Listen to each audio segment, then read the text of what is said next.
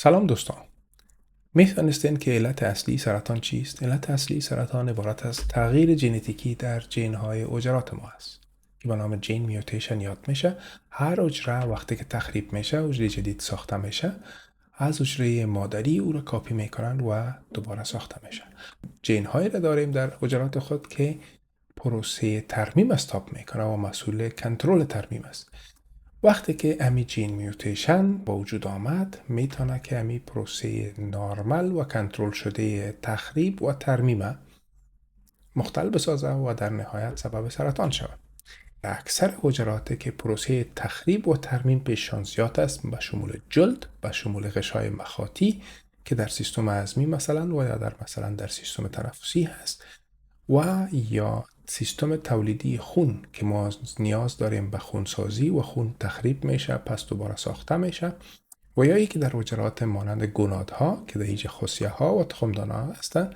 فیصدی موجود آمدن سرطانات در این قسمت ها نسبت به دیگه حجرات ما زیادتر است. این ما میفهمیدیم که هر وقتی که میوتیشن یا جهش ژنتیکی در حجره به اندازه رخ بده که حجره قابلیت کنترل و ترمیم و تخریب از دست بده، پس در این صورت به سرطان می انجامه. علتهای بیرونی که ما میبینیم او را تا یک اندازه ما میشناسیم و همچنان علتهای داخلی یا ارثی که ما در حجرات خود داریم هم تا یک اندازه ما میشناسیم. اما نزد فردی که پیشش سرطان به وجود آمده، ما نمیتونیم 100% بگوییم که علت یکی از اینها بوده.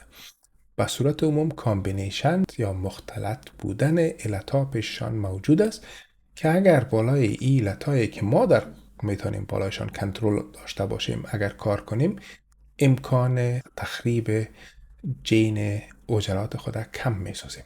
در غیر از او علتهای دیگه مانند علتهای محیطی به شمول امراض، سبک غذایی و سبک زندگی خود میتونیم کنترل کنیم.